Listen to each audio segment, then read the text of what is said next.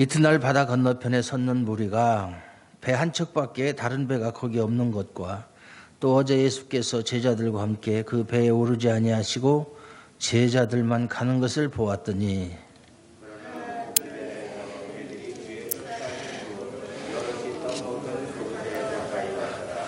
무리가 거기에 예수도 없으시고 제자들도 없음을 보고 곧 배들을 타고 예수를 찾으러 가버나움으로 가서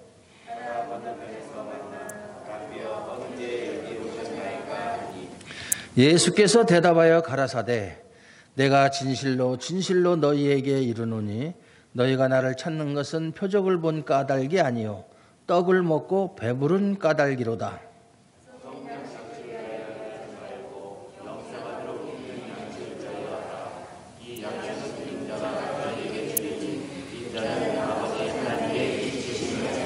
저희가 묻되 우리가 어떻게 하여야 하나님의 일을 하오리이까?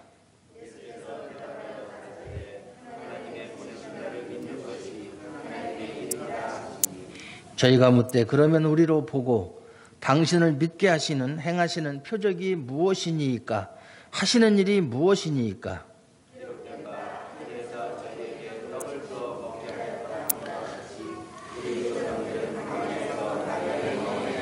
예수께서 이르시되 내가 진실로 진실로 너희에게 이르노니 하늘에서 내린 떡은 모세가 준 것이 아니라 오직 내 아버지가 하늘에서 내린 참떡을 너희에게 주시나니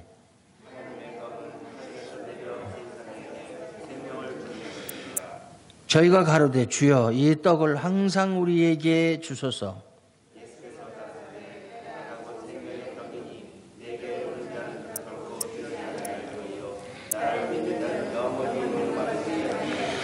그러나 내가 너희들어 이르기를 너희는 나를 보고도 믿지 아니하는도다 하였느니라.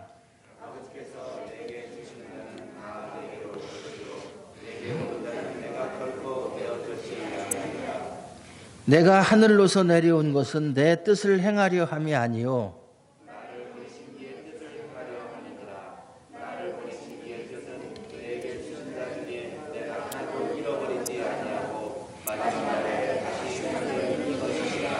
같이 읽습니다. 내 아버지의 뜻은 아들을 보고 믿는 자마다 영생을 얻는 이것이니 마지막 날에 내가 이를 다시 살리리라 하시니라.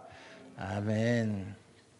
우리가 성경을 혼자서 읽을 때에 읽고 나면 뭐 전체적으로 이런 말씀인가 보다, 이런 뜻인가 보다 이렇게는 알 수가 있는데 한 절 한 절 또 단어 하나하나 이렇게 좀 자세히 읽으면 이게 무슨 말인가 참 이해가 안 되는 경우가 많죠. 뭐 저도 그런데 하물며 여러분들이야 오죽하시겠어요. 지금 계속해서 요한복음 6장을 본문으로 설교를 하고 있는데 6장의 내용은 전체가 떡에 관한 내용이다. 떡 이야기예요. 떡. 그런데 우리가 먹는 그런 떡, 서양 영어 성경에는 빵이라고 나와 있죠. 그러니까 한국 사람한테는 밥이라고 해석을 해야 옳을 거예요. 밥. 우리는 뭐 떡이나 빵을 먹고 사는 사람들이 아니니까. 그런데 그 떡은 인간들의 육신의 배고픔을 해결해 주는 그런 떡이 아니다.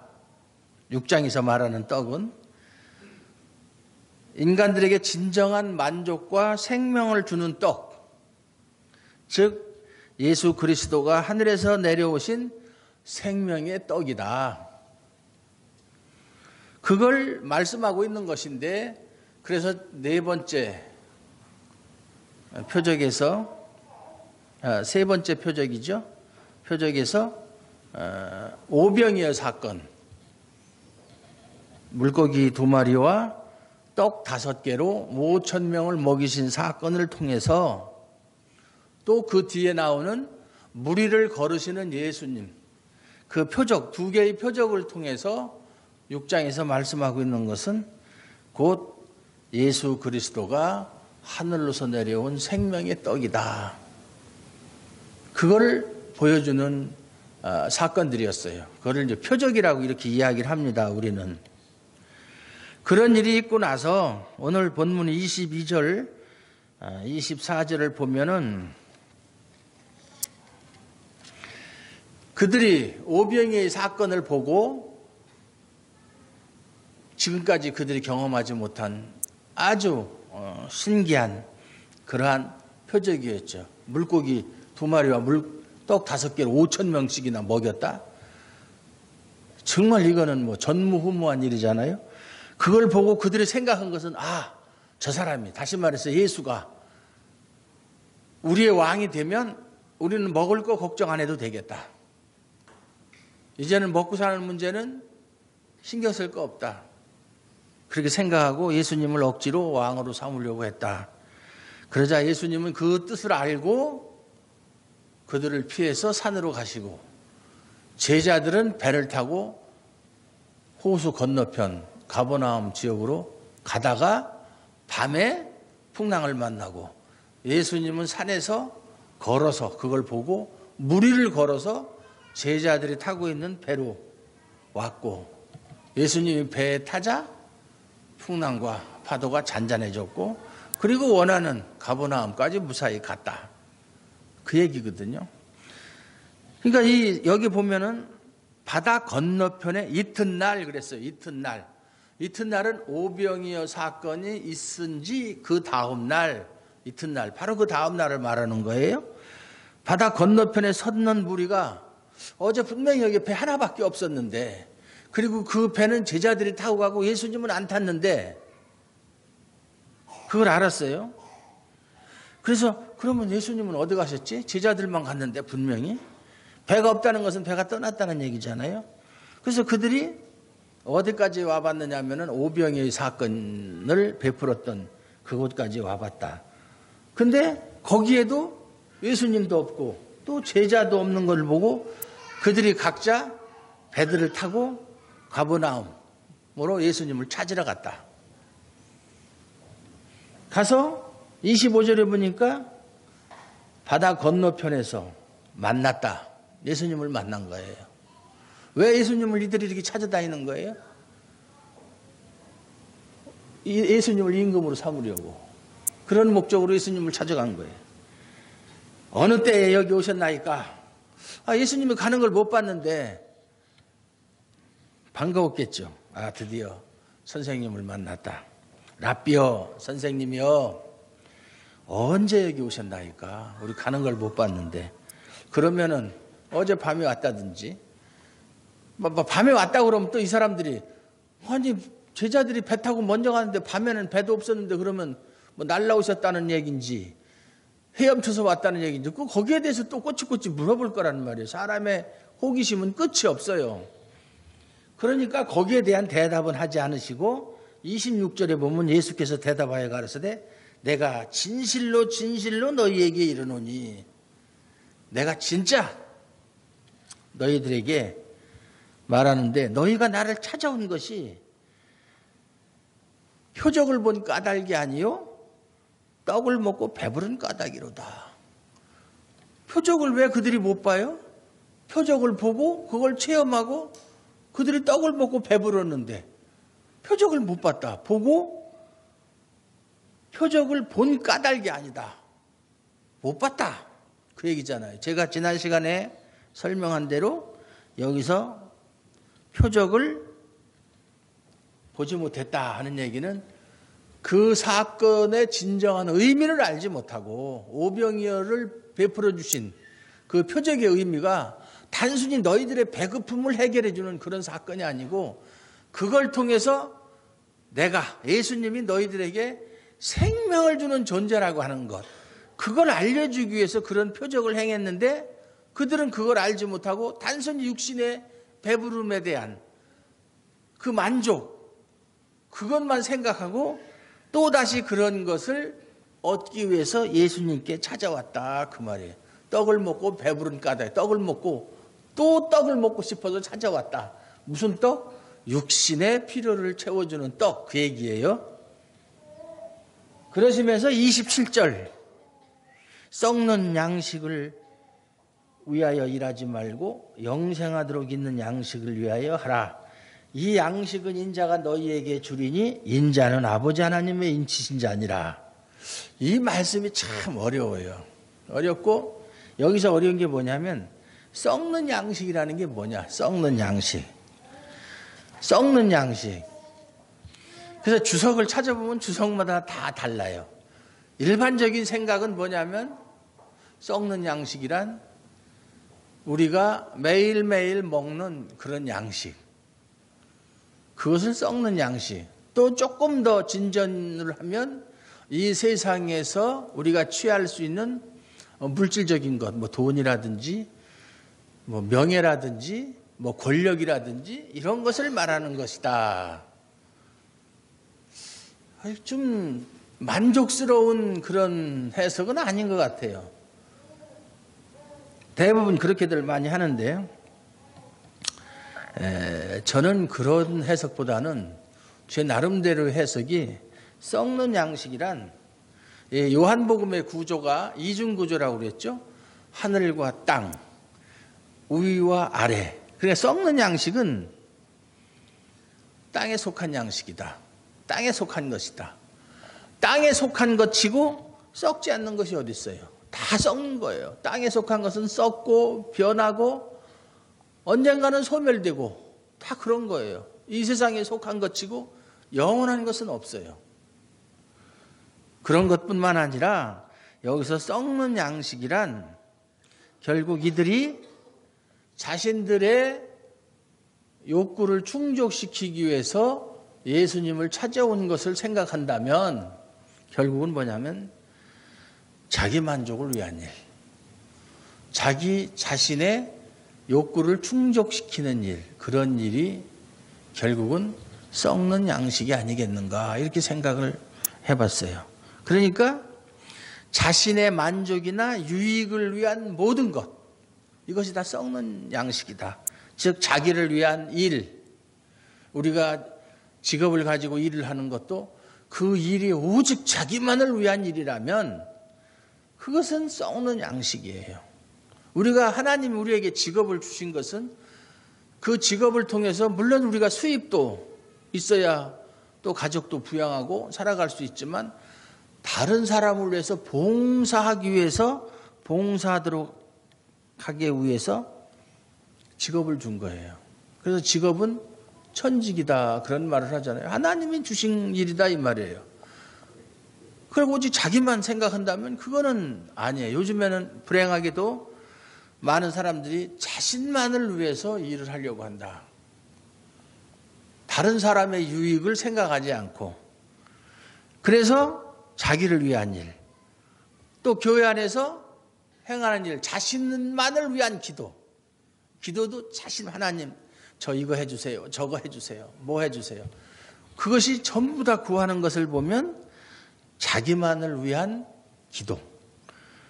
헌금을 하는 목적도 내가 헌금을 함으로 인해서 하나님께 무언가를 얻기 위한 목적으로 자기를 위한 헌금, 또는 봉사를 하는 것도 이걸 통해서 뭔가 하나님께 기대하는 그러한 심리에서 하는 봉사. 심지어 나 자신의 구원을 위한 종교적인 일도 썩는 양식에 포함되는 것이다. 구원의 일까지도.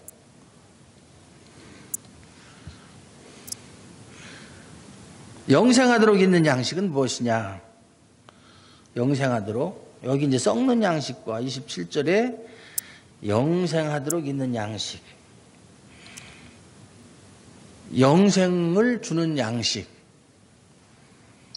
이것은 인자가 너희에게 주는 것이다 그랬어요. 인자가 예수님을 말씀하시는 것이죠. 예수님이 주시는 양식은 영생을 주는 양식이고, 너희가 이 세상에서 구하는 너희들 자신만의 만족이나 유익을 위해서 구하는 것은 썩는 양식이다. 이렇게 대비를 시켜서 말씀하고 있습니다. 그러면서 썩는 양식을 위하여 일하지 말고 영생하도록 있는 양식을 위하여 하라. 그러니까 사람들이 대충 알아들어요. 대충. 정확하게는 못 알아들어도 어쨌든 이 사람들도 유대의 문화권에서, 태어나고 생활한 사람들이니까 우리하고는 다르게 1차적인 독자이기 때문에 그 사람들은 예수님이 말씀하시면 100% 정확하게는 몰라도 대충, 물론 이 사람들도 정확하게는 다 못 알아들었지만 대충은 알아들어요. 그래서 중요한 것이 뭐냐면 영생하도록 있는 양식을 위하여 일을 하라. 그러니까 이 사람들이 영생은 얻고 싶다 이거죠. 영생은. 유대인 치고 영생을 원하지 않는 사람은 없어요. 그러니까 28절에 저희가 묻되 우리가 어떻게 하여야 영생을 얻는 하나님의 일을 하오리까 그 뜻이에요. 그럼 어떻게 해야 우리가 영생을 얻을 수 있죠? 그런 질문을 한 사람이 많죠. 부자 청년. 선생님이 내가 어떻게 해야 영생을 얻으리까? 또 영생을 얻는 방법에 대해서 물어본 사람이 3장에 나오는 니고데모도 그랬죠. 또 있어요. 누가복음에 나오는 율법사. 어떻게 해야 영생을 얻으리까? 유대인들은 선생이나 일반 사람들이나 영생을 얻는 거에 대해서는 상당한 관심을 가지고 있다.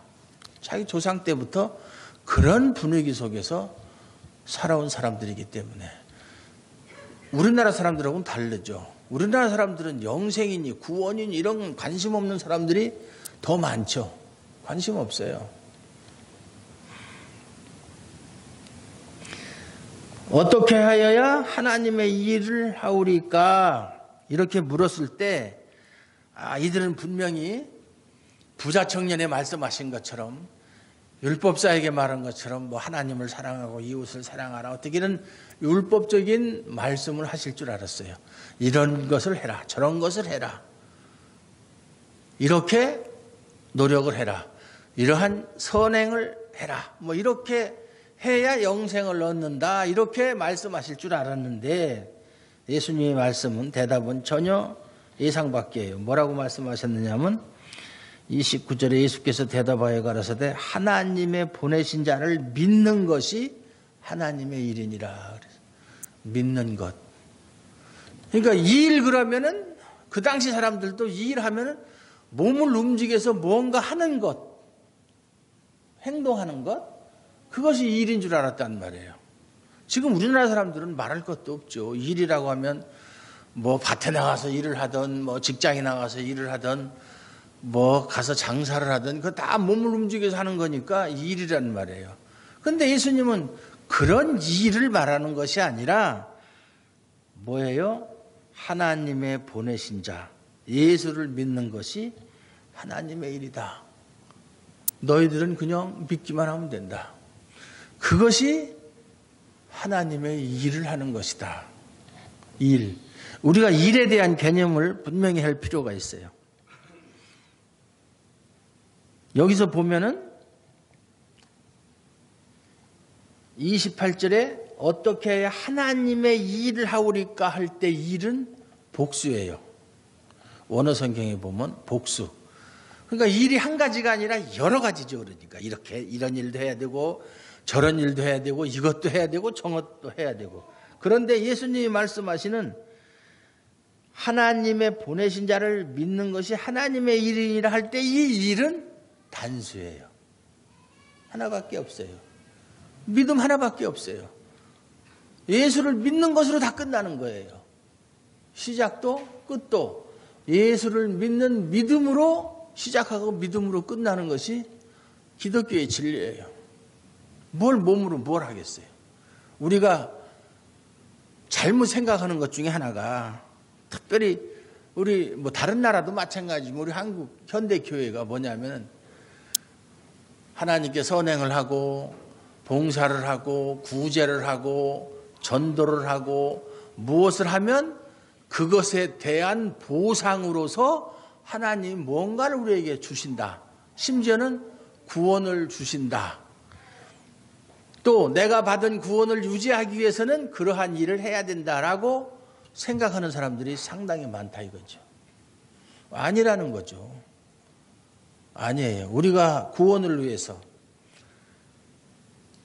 우리가 해야 할 일은 아무것도 없다. 제가 뭐 여러분들 귀에 못이 박히도록 설교할 때마다 하는 얘기지만은 그런 것이 아니다. 하나님을 위해서 열심히 일을 하고 선행을 하고 봉사하고 구제하고 헌금하고 뭐하고 한다고 해서 그것에 대해서 하나님이 보상으로 무엇을 주는 것이 아니다라는 것을 여러분이 아셔야 될 필요가 있어요. 하나님은 여러분 사랑하십니다. 여러분이 뭘 하면은 하나님이 분명히 그것을 다 기억하시고 거기에 대해서 많은 것으로 30배, 60배, 100배의 그러한 축복으로 여러분에게 축복하실 것이다. 뭐 이런 얘기 많이 하는데 아니에요. 아니에요. 정말 예수 믿고 헌신하면 먹는 거 걱정 안 하고 입는 거 걱정 안 하고 아무 걱정 안 합니까? 그렇기를 따지면 저 할 말이 있어요. 그냥 하나님이 저를 부르지 않고 내버려뒀으면 고생하지 않고 살 수 있었을 텐데 하나님이 저를 이렇게 부르셔서 제가 신학교를 가는 순간부터 그때부터 고통은 시작됐어요. 왜? 더 잘되게 해줘야 되는데 신학교에 가는 순간부터 금전적인 타격, 뭐 건강이야. 그 전부터 안 좋았었지만은 그때부터 저 혼자만 당하는 고통이에요. 저희 가족한테 그대로 그것이 전가되는 고통이죠. 제가 돈을 벌질 못하니까 그러니까 가족들이 다 고생을 한다 이 말이죠. 과거부터 그렇게 쭉 살아왔으면 예수 믿기 전부터 그렇게 살아왔으면 그러려니 하겠죠. 그게 아니었었잖아요. 그러니까는 우리 큰애가 좀 삐뚤어지게 나간 것이 걔는 그래도 장남이기 때문에 어느 정도 과거를 아는데 아빠가 목사가 된다고 신학교에 가면서부터 완전히 곤두박질 치니까 불만이 많을 수밖에 없죠.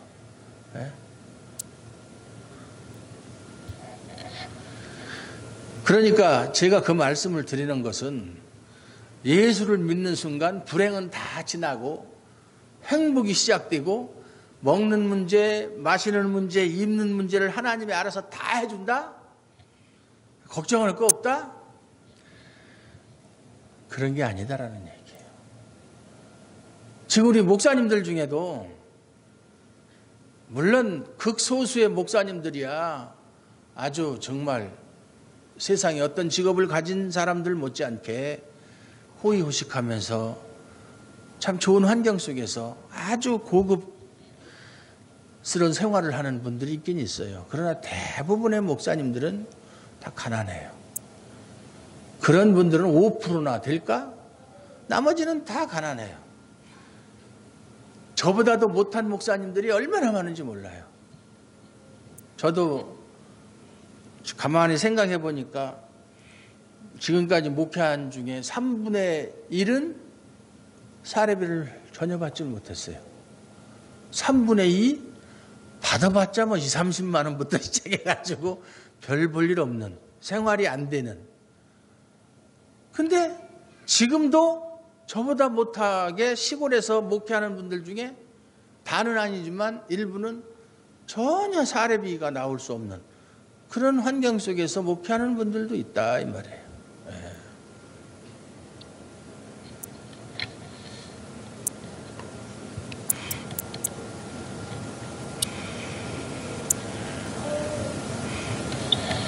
그러니까 예수를 믿는 것이 하나님의 일이다. 너희는 뭔가 영생을 얻기 위해서 이것저것 해야 된다고 생각하지만 그게 아니라 영생을 얻는 것은 단순히 예수를 믿기만 하면 된다. 아주 가장 단순하면서도 중요한 진리죠. 이 세상에 있는 수많은 종교 중에 기독교처럼 이 진리 간다는 거 없어요. 예수를 믿기만 하면 구원을 얻는다. 믿기만 하면 다 된다.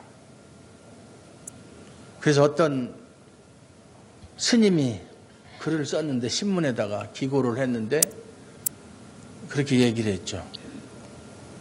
유학, 그러니까 공자의 그 유교, 뭐 유교라기보다는 유학이라고 해야 되겠죠. 그것은 머리가 좋은 사람은 한 3년만 공부 열심히 하면 그 뜻을 알 수 있다. 물론 사실 그것도 3년 만에 한다는 것도 사실은 불가능한 얘기예요.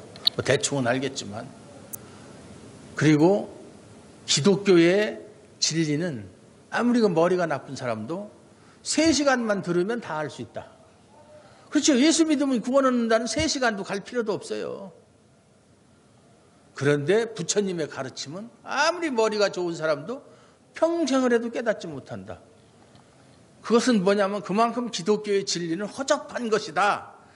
가치가 없는 것이다를 비하하기 위해서 한 말이지만 그 말이 진리예요. 아무리 머리가 좋은 사람이 평생에도 못 깨달으니까 구원이 없는 거예요.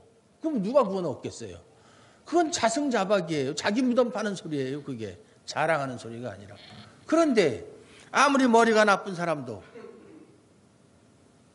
3시간이면 구원의 도리를 알 수 있는 기독교야말로 진정한 구원의 종교가 라고 하는 그것을 증명하는 거잖아요. 역으로 생각하면.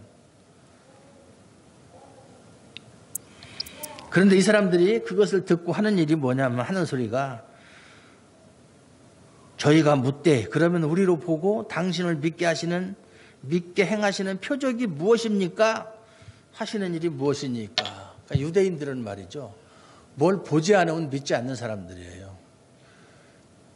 그래서 유대인은 표적을 구하고 헬라에는 지식을 원한다. 그래서 철학이 발달한 것이 헬라에서 발달하고 헬라 세계에서 종교는 히브리즘, 이 그리스도,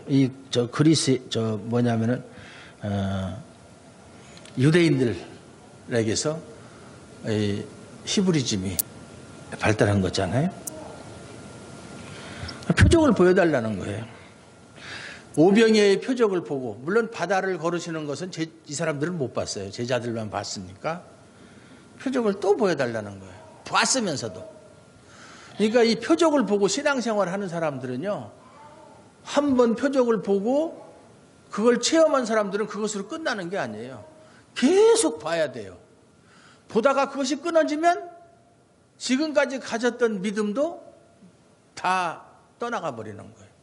그래서 이게 무서운 신앙인 거예요.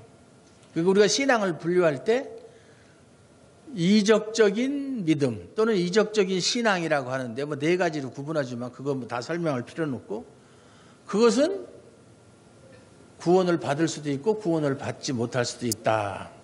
그런 신앙인데 대부분 신앙의 시작이 이적을 보고 이적을 체험하고 내가 병 고침을 받았다. 우리 가족 중에 누가 어떤 그런 것을 체험을 했다. 아니면 본인이 그런 것을 보거나 체험을 했다. 아, 그러니까 하나님은 역시 살아계시구나. 그 말이 사실이구나. 이렇게 신앙생활한 사람의 믿음은 깊지를 못해요. 믿음은 보지 않고 믿는 것을 전제로 하는 거예요. 여러분 예수님 봤습니까? 예수님 못 봤잖아요. 그러나 우리는 예수님께서 분명히 2000년 전에 이스라엘 땅에 오셨고 그분께서 34년 동안 이 세상에 계시면서 마지막 3년 동안 우리를 위해서 공생의 사역을 시작하셨고 우리 죄를 위해서 십자가에 죽으시고 그 죽으심으로 말미암아 부활과 승천을 통해서 우리에게 구원이 된다라고 하는 것을 우리는 안 봤지만 우리는 믿는 거 아니에요. 그게 믿음이에요. 보지 않고 믿는 거. 보고 믿는 것은 인정하는 것이죠. 그건 믿음이라고 하질 않는 거예요. 그래서 이런 기적을 체험하거나 보고 신앙생활을 하는 사람은 어디든지 이런 것이 있으면, 신비스러운 것이 있으면 계속 찾아다니는 거예요. 뭐 기도원이 됐든 무슨 집회가 됐든. 지금도 우리 충남만 하더라도 그런 뭐 기적을 베푼다라고 하는 그런 기도원이 상당히 많아요. 뭐 참 그 동영상을 보면 기도 안 차요. 정말 가관이에요. 가관. 정말 이게 정상인들이 보면 저게 무슨 좋은 교도 아니고 저게 무언가 싶을 정도로. 그러면서 한 번만 우리가 보여주지 말고 계속 보여달라. 예수님한테 요구하는 게 그거예요. 그러면 31절에 기록된 바 하늘에서 저희에게 떡을 주어 먹게 하였다 함과 같이 우리 조상들은 광야에서 만나를 먹었나이다. 우리 조상들은 광야에서 40년 동안 매일매일 만나를 먹었다. 그러니까 그러한 표적을 우리 조상들은 매일매일 경험했고 그것도 40년씩이나 그렇게 했는데 왜 당신은 한 번 딱 맛보기를 보여주고 마느냐? 계속 좀 보여달라 그 말이에요. 예? 이것이 벌써 이들이 믿음이 없다는 것을 단적으로 나타내는 증거예요. 믿음 있는 사람 같으면 안 봐도 믿지만 설령 보면 한 번 보면 알아차려야 되죠. 아, 저것이 그런 것이구나. 저것의 진정한 뜻은 단순한 겉으로 나타나는 것이 아니라 그 속에 깊은 뜻이 있구나. 이렇게 알아야 되는데 그런 걸 알지 못하고 겉에 나타났던 현상만 보고 계속 그걸 우리에게 좀 보여달라. 그러면 믿겠다는 거죠. 이것은 믿음이 없다는 것을 나타내는 말이다. 그러니까 예수님께서 저 같으면 이렇게 얘기하면 그래, 그런 기적 매일 베푸는 사람한테 가라. 나는 너희들하고 더 이상 말하고 싶지 않다. 저 같으면 그래요. 아, 싫으면 가. 필요 없어. 그런데 예수님은 참 친절하시게도 내가 진실로 진실로 너희에게 이르노니 하늘에서 내린 떡은 모세가 준 것이 아니라 너희 조상들이 하늘에서 만나를 그건 모세가 준 거냐? 모세가 준 게 아니잖아요. 하나님이 주신 거잖아요. 그래서 분명히 신명기에서 뭐라고 그래요? 하늘에서 만나가 준 것은 단순히 너희들의 배고픔을 해결해 준 것이 아니라 사람이 떡으로만 사는 것이 아니라 하나님의 입에서 나오는 모든 말씀으로 사는 것을 가르치기 위해서 만나를 주신 것이라고 설명을 하잖아요. 근데 이들은 먹는 것만 생각했지 그 사건 뒤에 숨겨져 있는 하나님의 깊은 뜻은 헤아리지 못했다. 구약시대 만나를 먹었던 1세대들이 그랬다 이 말이에요. 오직 내 아버지가 하늘에서 내린 참떡을 너에게 주시나니. 오직 내 아버지가. 계속 예수님은 하나님을 아버지라고 그렇게 표현을 해요. 하늘에서 내린 참떡. 찹쌀로 만든 떡이 아니라 생명을 주는 참떡. 이것을 너희에게 주시나니. 하나님의 떡은 하늘에서 내려 세상에게 생명을 주는 것이니라. 하나님의 떡은, 하나님이 너희에게 주시는 참떡은 하늘에서 내려 세상에 생명을 주는 것이, 그것이 하나님이 떡을 주시는 의미고, 그 떡을 지금 내가 너희에게 주려고 한다는 거잖아요. 그러니까 여기 27절에 보면 이 양식은 뭐냐면 영생하도록 있는 양식, 이것이 이제 뭐냐면은 생명을 주는 양식, 똑같은 소리죠. 인자가 너희에게 주리니 그랬잖아요. 그 떡을 주는 장본인이 누구냐? 예수님이라는 거예요. 예수님이 너희에게, 우리에게 생명을 주는 떡, 다시 말해서 영생을 얻는 떡을 주는 분이시다. 그렇게 이야기하니까 34절에 저희가 가로되 주여 이 떡을 항상 우리에게 주소서. 이것은 많이 들어본 소리잖아요. 그 4장에 보면 사마리아 여인이 예수님이 우물가에서 만난 여인, 이런 얘기 저런 얘기, 제자들은 음식을 구하러 마을로 가고 단 둘이 있어가지고 이야기를 하는 가운데 물에 대한 이야기를 하고 나중에 생수에 대한 이야기를 하고 내가 주는 물을 먹는 자는 영원히 목마르지 아니할 것이다.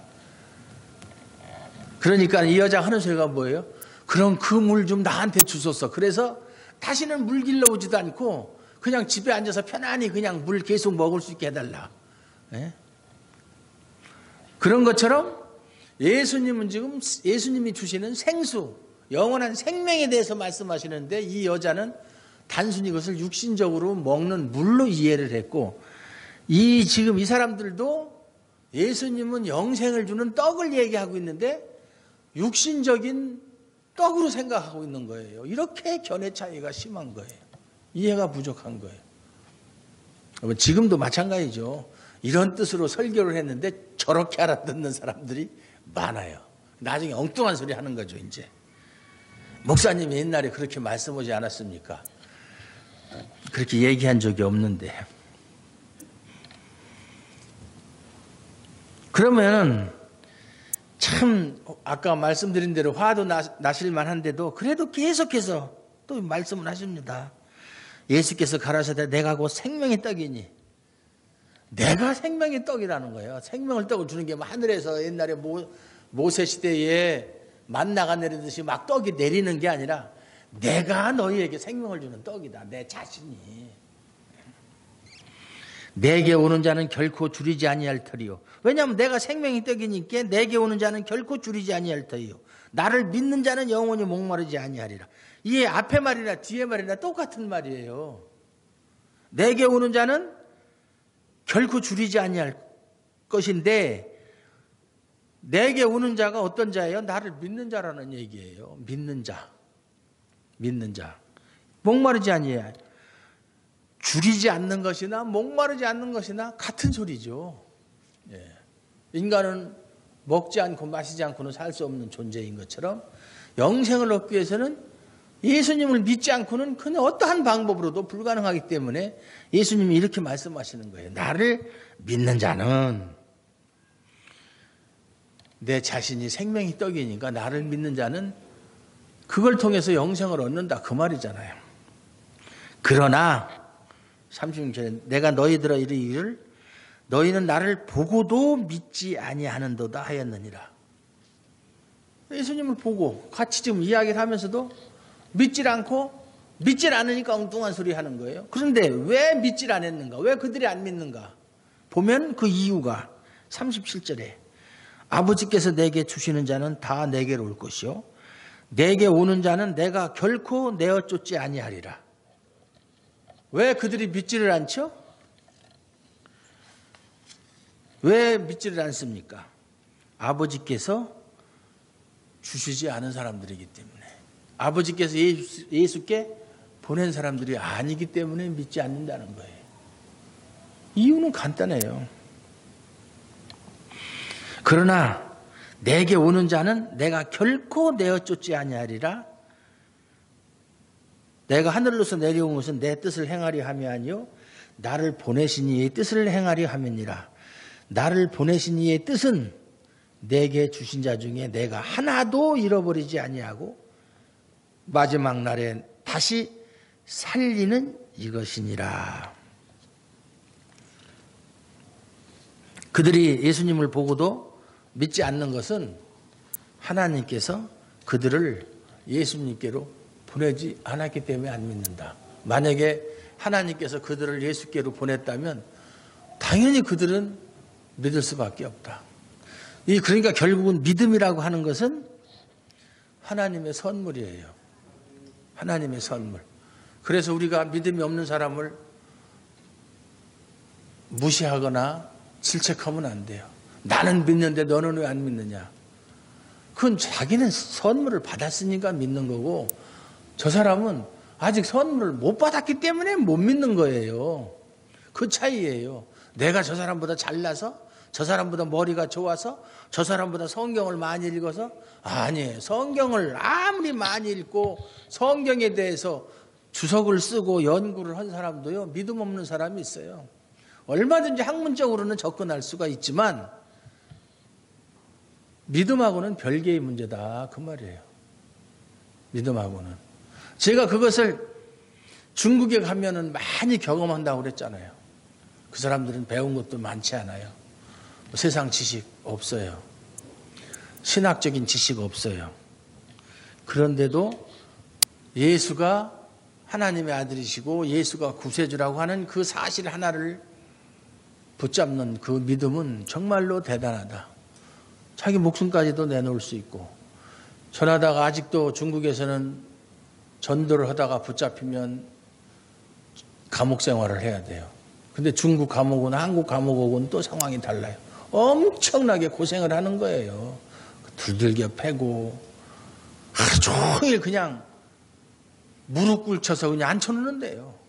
상상만 해봐요. 예? 먹는 것도 형편없고. 그래서 거기 한번 갔다 온 사람은 어떤 사람은 내가 다시는 전도하지 않는다. 또 이런 일을 당하지 않기 위해서 이렇게 해서 전도를 아예 안 하는 사람. 그래도 그 사람은 교회는 나와요. 전도만 안 할 뿐이지. 그런 사람, 제가 잘 아는 사람 중에 한 사람이 있어요. 어떤 사람은 그럼에도 불구하고 또 나와서 또 전보다 더 열심히 전도하고, 설령 자기가 죽을지라도 죽으면 죽으리라 하는 그러한 마음으로 더 열심히 하는 사람이 있고, 성경 지식이 많아서 그런가? 아니, 그 사람도 성경 지식이 없어요. 정말로 없어요. 우리 그 사람들이, 제가 항상 생각하는 것이, 그 사람들이 만약에 여건이 허락된다면 우리 교회에 와서 한 1년만 이렇게 신앙생활하면 참 성경에 대해서 많이 알 텐데, 가르치는 지도자가 제대로 있습니까? 아니면은 그들의 신앙의 갈증을 해결해 줄 수 있는 책이 있습니까? 없어요. 또 요즘에는 그래도 좀 많이 나오는 편인데, 그거는 특별한 사람들이나 읽을 수 있고 그런 것이지, 일반 성도들은 읽어봤자 이해를 못해요. 심지어 중국에서 목사학위를 받은 제 제자가 있는데, 그 친구도 자꾸 가기만 하면 물어봐요. 선생님, 요한복음 몇 장 몇 절에 있는 말씀이 무슨 뜻입니까? 무슨 계속 물어보는 거예요. 주석 있지 않냐? 너희들도 주석 있잖아. 그 주석을 읽으면 되지 그랬더니, 저 읽어도 이해가 안 돼요. 아니, 중국 사람이 중국어로 된 주석을 읽어도 이해가 안 된다면, 목사라는 사람이 그러면 일반 성도들이야 그거 그냥 준들 무슨 소용이 있어요. 그래서 제가 중국에 갈 때마다 중국인들이 보면은 참고가 될 만한 책이 무엇이나 해가지고 이렇게 저렇게 해서 주석 성경, 톰슨 성경을 모퉁이들 선교회인가, 비랄 선교회인가, 어디 모퉁이들 선교회에서 그걸 몇 년 동안 아주 돈을 많이 들여서 번역을 했어요. 중국어로. 성경 통째로. 그래서 그걸 아주 싸게 구입을 해가지고 제가 선교를 한다 그랬더니 이제 많이 지원을 해줘서 그걸 갖다가 주면 그렇게 좋아하는데, 받았다는 사실이 좋은 거지 읽어야 이해도 못해. 이해도 못해. 나는 이런 성경책을 가지고 있다. 주석 성경을 가지고 있다. 라는 사실로 만족하는 것이지, 읽고 이해를 누가 가르쳐주는 사람이 없으니까 그거 보면 참 안타깝죠. 그래서 물론 제가 중국에 가서 몇 년씩 이렇게 한 거지만은 지금도 똑같은 상황이다 이 말이에요.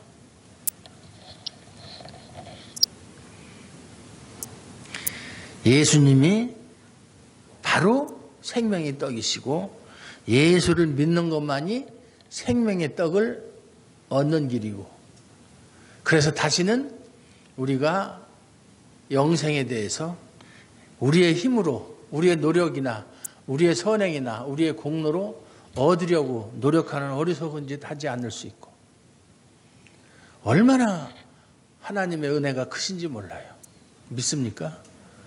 아무것도 한 것도 없는데 어느 날 하나님이 나를 불러서, 셰익스피어의 말처럼 아침에 일어나 보니까 내가 유명한 사람이 되어 있더라. 어느 날 아침에 일어나서 보니까 내가 하나님의 자녀가 되어 있더라. 물론 하나님의 자녀는 창세전부터 됐지만 내가 모르고 있었을 뿐인데, 어느 날 깨달은 것이죠. 알고 보니까 하나님이 천지를 창조하시기 전에 나를 하나님의 자녀로 삼으시고 나를 구원하셨고, 하나님 나라를 유업으로 받을 수 있는 그런 귀한 존재로 나를 만들어서 이 세상에 보내셨구나. 그거 깨닫는 순간이, 다시 태어나는 순간이, 거듭나는 순간이에요. 그거 깨닫는 순간이. 그때의 그 기쁨은 뭐라고 표현할 수 없죠. 여러분 그런 기쁨을 체험해 보신 적 있어요? 밤에 자다가 생각에 꼬리를 물고 보니까, 하나님이 나를 만세전에 택해 주시고, 이렇게 하나님의 엄청난, 하나님의 큰 일이라고 그러는데, 하나님의 큰 일을 통해서 나를 이렇게 사랑하시고 은혜를 베푸셨구나. 자다가 벌떡 일어나서 할렐루야 그러고 춤을 추고 한 경험이 있어요. 그런 기쁨이 있어야죠. 그런 감격, 구원의 감격. 그러니까 그 다음부터는 두려움이 있을 수 없어요. 아까 얘기한 것처럼 하나님의 일을, 하나님을 위해서 열심히 봉사하고 열심히 한다고 해서 모든 것이 해결되느냐? 아니에요. 정말로 믿음이 있는 사람은 그런 것 상관없이 하나님이 주시든지 아니 주시든지 내가 예수를 믿는, 생명이 있다 계신 예수님을 믿는 그 자체로 만족하고 기뻐하고 즐거워하며 소망을 가지고 사는 사람들이 진짜 믿음이 있는 사람들이에요. 가난한 게 무슨 상관이 있고 무식한 게 무슨 상관이 있고 연약한 것이 무슨 상관이 있어요. 하나님 앞에서는 아무 것이 중요한 게 아니다 그 말이에요. 하나님이 나를 이렇게 사랑하셨구나.